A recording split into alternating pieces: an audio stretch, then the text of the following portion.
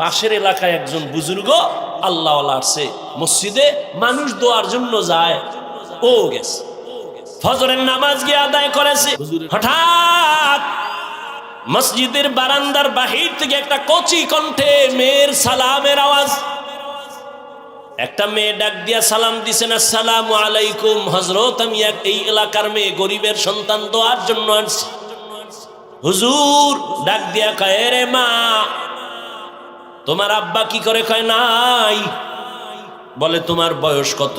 এত। কয় বিয়ার বয়স তো পারায়া যাচ্ছে, কেন বিয়া করো না রে মা? মেয়েটা কান্না করে বলে, হুজুর আমি গরিব, আমি কোথায় একটা ভালো জামাই পাবো? আমার চরিত্র আমি এখনো নষ্ট করি নাই, তবে আমি মোনাজাতে আল্লাহর কাছে বারবার দোয়া করি, আল্লাহ এমন একটা ছেলে আমার স্বামী বানাইয়া দাও যে আমার হাত ধইরা আমাকে জান্নাতের পথে আগায়া দিবে। মাওলায় মিলাইছে নি। হুজুর মাঝখানে থাইকা কয়, হে যুবক বিবাহ করবানি? কয় আল্লাহ যদি কবুল করে। হুজুর এবার প্রস্তাব দিলেন, দিয়া দুজনের বিবাহ হয়ে গেল। এক হাতে কোনোদিন তালি বাজে না, বিনা বাতাসে পানি নড়ে না। স্বামী আর স্ত্রীর মন এক না হইলে ওই বাগানে ফুল ফোটে না। দুজন এখন এক মনের। আজান হলে স্বামী কায় নামাজ, স্ত্রী কায় নামাজ। ফজরের সময় স্ত্রী যদি আগে উঠে, স্বামীর উঠায়, উঠো নামাজ যেন কাজা না হয়। আবার স্বামী যদি উঠে, উঠে আবার স্ত্রীর ডাকে, উঠো নামাজ আদায় করো। ও পর্দার আড়ালের আম্মা জানেরা, একটু শুনেন কেমন মা। আপনারাও তো বড় দামি মা, আপনারা তো সাহাবায়ে কেরামদের মায়ের মতো মা, নবীদের মায়ের মতো মা, খাদিজা রাদিয়াল্লাহু আনহার মতো নারী, ফাতেমা রাদিয়াল্লাহু আনহার মতো নারী, আয়েশা রাদিয়াল্লাহু আনহার মতো নারী, ইসমাইল নবীর মা হাজরা আলাইহা সালামের মতো দামি নারী, ঈসা নবীর মা মারিয়াম আলাইহা সালামের মতো দামি নারী। আপনারা তো বেঈমান ফেরাউনের ঘরে স্ত্রীর নাম কি? আসিয়ার মতো দামি। বলে কত বড় বেঈমান ফেরাউন, নিজেরে খোদা দাবি করেছে আল্লাহর বিরুদ্ধে গিয়া, অথচ তার ঘরে আসিয়া এত আল্লাহর আশিকা হয়ে গেল। নবীজি বলেন কিয়ামতের দিন জান্নাতে আসিয়ার সাথে আমার বিবাহ হবে। সুবহানাল্লাহ বলবেন না? এখন একটা প্রশ্ন আসতে পারে, ফেরাউনের বউ এর লাগে রসুলের বিয়ে হইব? ঈমান আছে ঠিক আছে, কিন্তু এত বড় বেঈমানের বউ? না, বিয়ে হইছে ঠিক ফেরাউনের, কিন্তু এক সেকেন্ডের জন্য আসিয়ার সাথে ফেরাউনের এক সেকেন্ডের জন্য এক বিছানায় শরীরের সাথে টাচ হয় নাই। কেন? আল্লাহ রাব্বুল আলামিন আসিয়ার ঈমানের বরকতে ওই ফেরাউনকে যৌবন থেকে চিরদিনের জন্য একেবারে মুক্ত করে দিছে। ওর জীবনে এক সেকেন্ডের জন্য যৌবন ছিল না ফেরাউনের, একটা সন্তানও নাই, আসিয়ার শরীরে টাচ জীবনে করে নাই। নবী বলেন আসিয়ার সাথে আমার জান্নাতে বিবাহ হবে। এরে আম্মা জান, আপনার স্বামী তো ফেরাউনের মতো খারাপ না। আম্মা আপনি কি পারতেন না 5 ওয়াক্ত নামাজ পড়ে স্বামীর জন্য কলিজা দিয়া দোয়া করতেন? আল্লাহ একটা স্বামী আমার দিন নাই রাত নাই বাইরে ঘুরে আর কষ্ট করে, নিজের জন্য কোনো স্বামী কষ্ট করে না। সন্তানের মুখে হাসি ফুটাবার জন্য গাধার মতো কষ্ট করে, স্ত্রীর মুখে হাসি ফুটাবার জন্য পুরুষ কষ্ট করে। ও আল্লাহ আমার স্বামীর কামাইতে বরকত দাও, আমার স্বামীর হেফাজত করো। আর ঘর দোয়া কইরা পাইছি দুইজনের, স্বামী আর স্ত্রী। আর একটা দোয়া জীবনে আছে, দুজনে কান্দে আর আল্লাহর কাছে দোয়া করে, ও দয়ার মালিক একটা নেককার সন্তান আমাদের দান করো, যেই সন্তানের দ্বারা আমগো ইজ্জত বাড়বে, সমাজের আলো ছড়ায়া যাবে। ওই সন্তান দিয়া লাভ কি যে মা বাবার ইজ্জত নষ্ট হবে? আল্লাহ এত দোয়া কবুল করলেন, এই দোয়াটা কবুল করবেন না এটা হতে পারে না। দোয়া কবুল হয়ে গেছে, নেককার একটা ছেলে আল্লাহ দান করছেন। ছেলেটারে দুনিয়াতে আসা মাত্র নবীর তরিকায় ডান কানে আজানের আওয়াজ, বাম কানে ইকামতের আওয়াজ। ছেলেটারে আদর্শ দিয়া বড় বানাইলেন। অল্প বয়সে যৌবন যখন চলে আসলো, এই যুবক তো সেই যুবক, গোটা দুনিয়াটাকে আগুন লাগায় দিল। ইহুদি বেঈমানেরা ওর নাম শুনতেছে কেমন যেন আতঙ্ক, মাথাটা গরম হয়ে যায়। বাইতুল মুকাদ্দাস মুসলমানের প্রথম কিবলার ওখানে ইহুদির একটা ধমক দিয়া সব সরায়া বাইতুল মুকাদ্দাস হাতে নিল। মালয়েশিয়া, রাশিয়া সব বেঈমান, সিরিয়ার বেঈমানের মোকাবেলায় মোটামুটি দুনিয়াটা বিজয়ের ডঙ্কা বাজায় দিল। ইতিহাস যারা জানো, এই লোকটার নাম জানে না এমন কোনো হিন্দু নাই, বৌদ্ধ নাই, মুসলমান নাই। সারা দুনিয়ার ইতিহাসবিদরা এই যুবকের নামটা জানে, যেই যুবক দুই মা বাবার দোয়ায় হয়েছে। এমন মা দোয়া করছে স্বামী চাই জান্নাতে নিবে, এমন বাবা দোয়া করছে বউ চাই জান্নাতে নিবে। এই দুইজনের দোয়ায় সন্তান আসছে এক জগৎ বিখ্যাত অগ্নি শর্মা, এমন এক আল্লাহর মহব্বতের বান্দা, যার হস্তক্ষেপে ইসলামের পতাকা উড্ডীন বেঈমান নিপাত হয়ে গেছে, পরাজয় বরণ করেছে। ওই যুবকের নাম সেই সালাহউদ্দিন আইয়ুবী রহমাতুল্লাহ আলাইহি। সুলতান সালাহউদ্দিন আইয়ুবীর ইতিহাস পর গুগলে লেখা আছে, সব ডিটেলস দেওয়া আছে। কে সে সুলতান সালাহউদ্দিন আইয়ুবী? সকল রাষ্ট্রনায়করা সালাহউদ্দিন আইয়ুবীর নাম না নিলে ওদের ইতিহাস কমপ্লিট হয় না। সুলতান সালাহউদ্দিন আইয়ুবী গোটা ইতিহাসের পৃষ্ঠায় স্বর্ণ অক্ষরে তিনি এখনো অমর। এই জন্য আগেও বলছি, ও যুবক, ডাক্তার যদি হও বেয়াদব হইও না তো তাসলিমার মতো জুতা খায়া পালাবা। এখনো সময় আছে, পেছনের গুনার থেকে তওবা করে নাও। তোমার গুনার খবর মা বাবা কেউ জানে না, আল্লাহ জানেন। ওই আল্লাহর মোহাব্বত নিয়ে মনে মনে গোপনে গোপনে একটু আল্লাহকে বলো, হে আল্লাহ, মনে হয় যেন এই ময়দানে আমার মতো গুনাহগার কেউ নাই। গুনার কারণে আমার হাত না পাক, চোখ না পাক, জিহ্বা না পাক, গুনাহ করতে করতে জীবনটা শেষ। কত নামাজ ছাড়লাম, কত দাড়ি কাটলাম, বেপরদায় চললাম। ও আল্লাহ, আমার মতো কত যুবক আবার জেনারেল লাইনে থাকে, চাকরি করে, ব্যবসা করে, নামাজ পড়ে, আমি কেন পারবো না? ও আল্লাহ, মনে চাইছে কত গুনাহ করছি, শখ লাগাইয়া আর গুনার কাছেও যাব না। দুনিয়াতে চিরদিন থাকবো না মুসলমান হিসাবে, দুনিয়া থেকে তো চলেই যেতে হবে, আল্লাহর আদালতে দাঁড়াতে হবে, গুনাহগার হইয়া দাঁড়াবো না। আজকে থেকে তওবা করলাম, নামাজ ছাড়ছি আর ছাড়বো না, বেপরদায় চলছি আর চড়বো না, দাড়ি কাটছি আর কাটবো না। তবে সবার কপালটা খুলবে না। বয়ানের শুরুতেই কিন্তু বলেছিলাম আবু জাহালের কথা, ওমরের কথা। জানি না কার কপাল কোন দিকে যাবে। অনেকে বয়ান শুই না বাইরে গিয়ে আবু জাহালের মেজাজ নিয়ে চলবে আর বিরোধিতা করে আরো গুনার পাল্লা ভারী করবে। আর একদল ওমরের মেজাজওয়ালা চোখের পানি ছেড়ে গুনার কথা স্মরণ করে তওবা করবে, ফজরে মসজিদে চলে যাবে। ও আল্লাহ, জানি না এই ময়দানে কারা তওবার নিয়ত করেছে।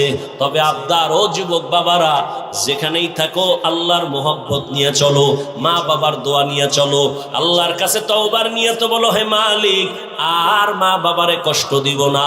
উলামায়ে কেরামের দোয়া নিয়া, নবীর তরিকা মেনে, শিক্ষক মুরব্বীদের দোয়া নিয়া চলবো। মাওলার কাছে এমন একটা মোনাজাত নাই যে বলি না, আল্লাহ মোবাইলের গুনাহ থেকে বাঁচাও।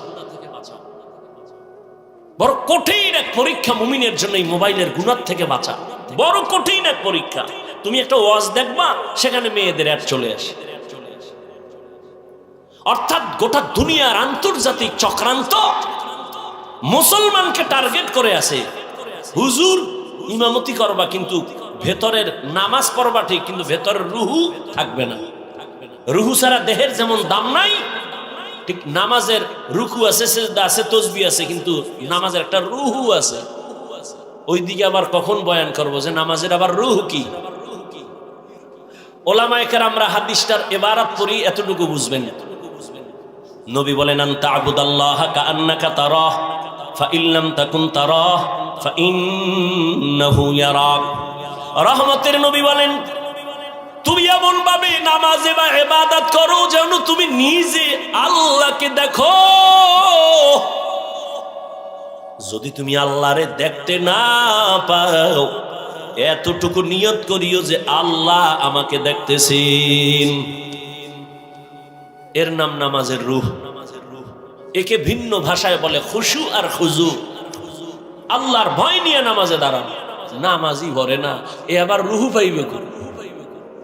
নামাজ পড়ে না তো পড়েই না, উল্টা আমগো আবার ধাক্কা দেয়, হুজুর নামাজ না পড়লে আলহামদুলিল্লাহ আমগো দিল পরিষ্কার।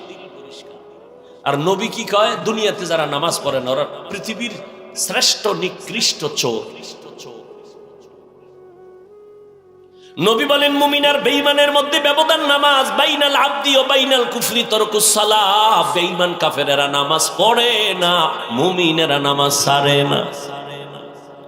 ইহা হাম সব মুসাফির দিল না লাগা,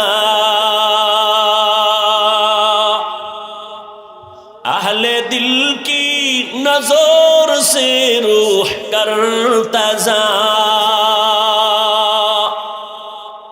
यहाँ हम सब मुसाफिर दिल ना लगा, अहले दिल की नजर से रूह करता जा,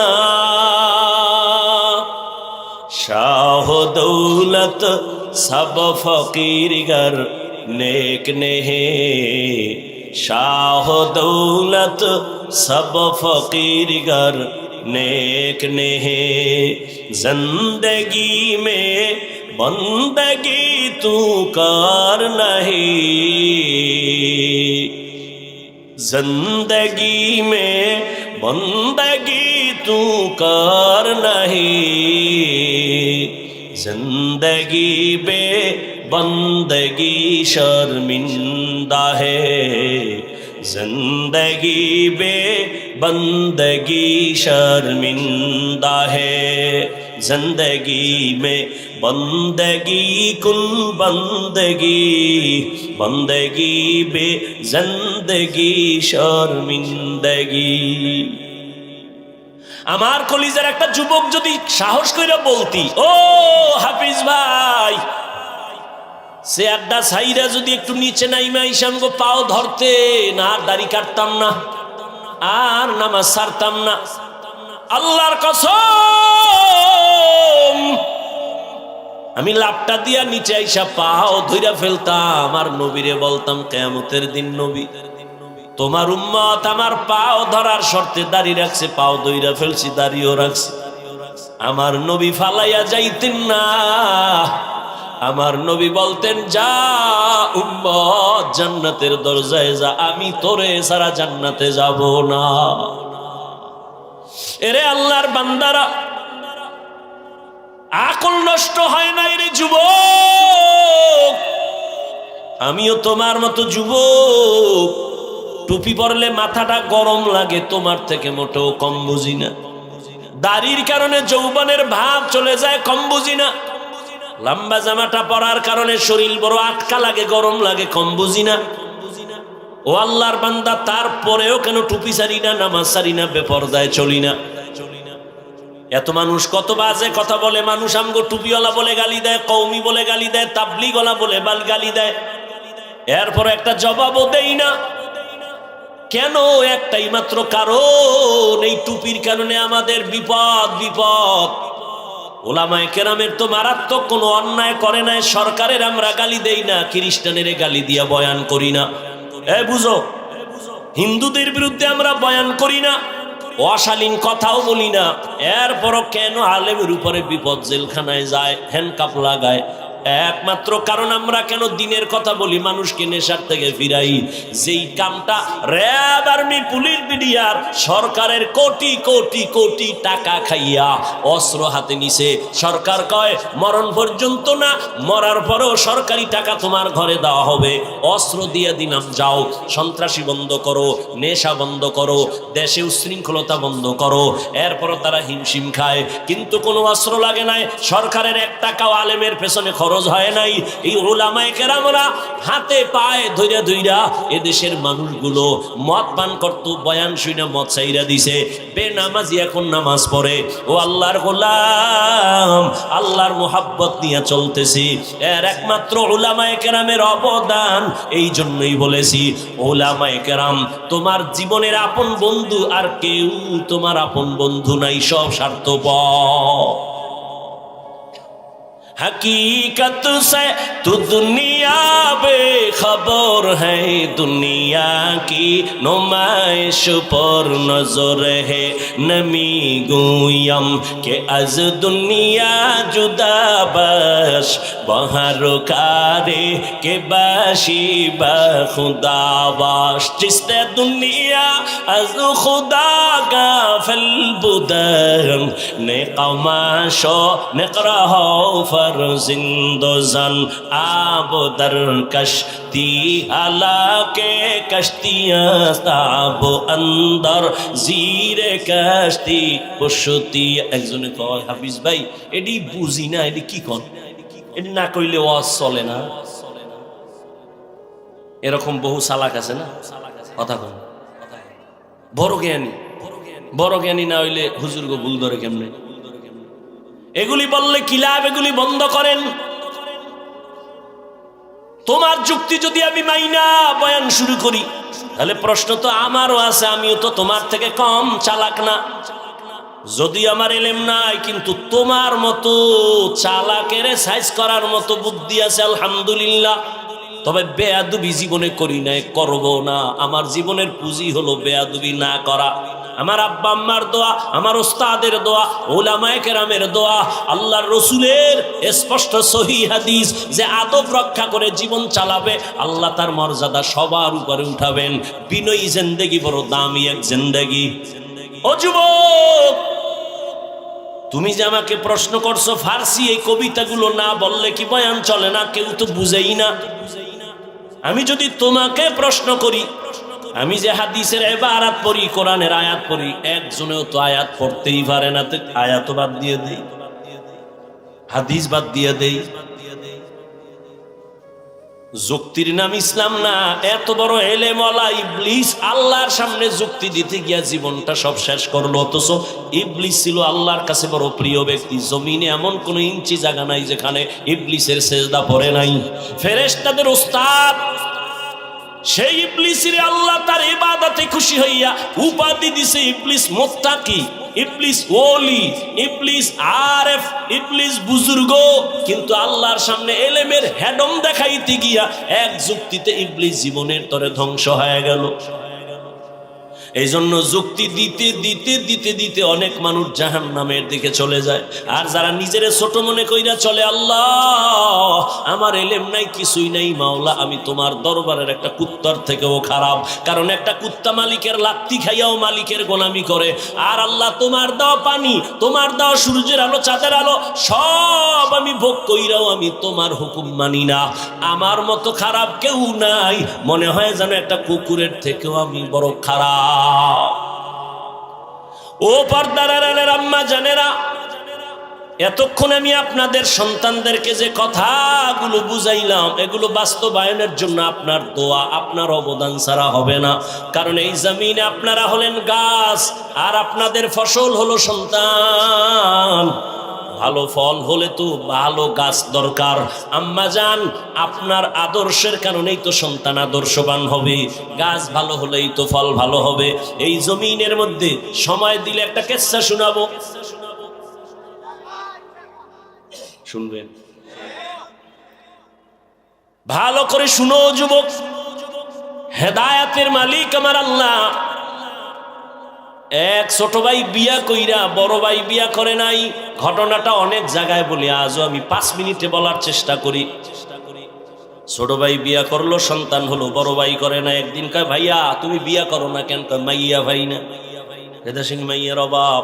কলেজের গোড়ায় দাঁড়াইলে শত শত মেয়ে ডানা কাটা ভরি, কেন তুমি মেয়ে পাও না? কয় না, জাতের মেয়ে পাই না। ছোট ভাই ভাবলো মনে হয় যেন একটা সুন্দরী রূপসী একটা সম্ভ্রান্ত পরিবারের মেয়ে চাই। খুঁজা খুঁজা বাইর করছে, কইরা কয় ভাইয়া ভালো পরিবারের একটা মেয়ে পাইছি। কি কয়? কলেজে পড়ে, ভালো একটা মেয়ে পাইছি, ইংলিশ মিডিয়ামে পড়ে, বাবা অনেক টাকাওয়ালা। বড় ভাই আমি এই মাইয়া চাই না। তো কি চাও এটা কও। এবার ভাই ডাক দিয়া কয়, ও ছোট ভাই শুনো, আমি একটা জীবনে মেয়ে চাই, আমার জীবন সঙ্গিনী হবে যে আমার হাত ধইরা আমাকে জান্নাতে নিয়ে যাবে। কোথায় নিবে? কি যুবক বিয়া করছো, কোরআন শপথ করছো না? কয় হুজুর আমার সাথে তো শপথ করছে মাইয়া, জীবনে আর না। আমি বললাম ওই মাইয়ার সিরিয়াল কত জানোনি? কয় না। আমি কই তোর সিরিয়াল যত মাইয়ার সিরিয়ালও তত। তোর সিরিয়াল কত? কয় 3, 2 মাইয়ার পরে এই মাইয়া। আমি বললাম আল্লাহর কোরআন সাক্ষী, তোর মাইয়ার সিরিয়ালও 3, 2 ফলার ইজ্জত নষ্ট কইরা তোরে ধরছে, তোরে ইজ্জত হারায়া রাস্তার ফকির বানাবে। কোরআনের আয়াত, আল খবিসাতু লিল খবিসিনা, খবিসের সাথে খবিস। ও যুবক, জীবনে লেখাপড়া করে ডাক্তার হইও, দোয়া করে যায় আমার দোয়া কবুল হবে না, হবে না, হবে না। তবে এই মাঠে বহু আল্লাহর বান্দা আছে যাদের দোয়া কবুল হবে বলে অন্তর সাক্ষী দেয়। দোয়া করি সবাই আমিন বলিও। আল্লাহ যুবক বাবারে, স্কুলে পড়ো, ডাক্তার হও আলহামদুলিল্লাহ, ইঞ্জিনিয়ার হও আলহামদুলিল্লাহ, প্রফেসর হও আলহামদুলিল্লাহ। তবে আমার ছোট্ট একটা দাবি, বেয়াদব হইও না। তোমার ব্যবহারে যেন কোনোদিন মা বাবা কষ্ট না পায়, তোমার আচরণে কোনোদিন শিক্ষক যেন কষ্ট না পায়, তোমার আচরণে কোনোদিন উলামায়ে কেরাম যেন কষ্ট না পায়। বলবা কেন? জীবনে সফলতার চেয়ারে বসার জন্য দোয়া লাগবে 3টা। মা বাবার দোয়া লাগবে, শিক্ষকের দোয়া লাগবে, উলামায়ে কেরাম মুরব্বিদের দোয়া লাগবে। এরে আমি হাফিজুর রহমানের আমার আব্বা আম্মা কলিজা বইরা দোয়া দিয়া চেয়ারে বসাইছেন, কিন্তু বয়ান করা আমার আব্বা শিখান নাই, আম্মা শিখান নাই। আমার ওস্তাদ শিক্ষকেরা হাতে ধরে ধরে ধরে ধরে আমাকে বয়ান শিখাইছেন। অতএব ওস্তাদ আমার বড় দামি এক দোয়ার সম্পদ। মা বাবার বরদোয়া নিবা না, যদি তো বরদোয়া লাইগেই যায় মরার আগে পঙ্গু হয়ে যাবি, লেখা রাখ। যদি শিক্ষকের বরদোয়া কলিজায় তোর লাইগা যায়, মরার আগে জীবনটা নষ্ট হয়ে যাবে, বিদ্যার জগৎ থেকে হারিয়ে যাবি, বিদ্যা আর থাকবে না। উলামায়ে কেরামের বরদোয়া যদি কপালে লাগে, চাকার তলে মাথা ঢুকে যাবে, টের পাবি না। অতএব ডাক্তার হও, অনেক বড় ডাক্তার, এই সিফাগল্লির ডাক্তার না। চরিত্র ঠিক রাখো, দেখবা শুধু বাংলাদেশ না, বিশ্বে তোমাকে ডেকে ডেকে নিয়ে যাবে, হায়ার করে নিবে ডাক্তার, ঢাকার ডাক্তার, বাংলাদেশের ডাক্তার। আল্লাহ সম্মান দিতে কয় সেকেন্ড লাগে, কিন্তু তোমার পুঁজি লাগবে 2টা। সম্মানের ডাক্তার হতে হলে প্রথম পুঁজি সুস্থতা, দ্বিতীয় পুঁজি সুন্দর চরিত্র।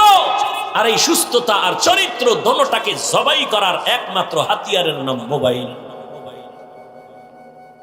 সুস্থ কিন্তু চরিত্র খারাপ, জুতার বাড়ি কোন জায়গায়। ডাক্তার হইলো তাসলিমার মতো জুতা খাইয়া পালাবি, ওই ডাক্তার হয়ে লাভ কি? তাসলিমা সুস্থ, এরপরে জুতা খাইছে কেন? MBBS ডাক্তার, এরপরে জুতা কেন?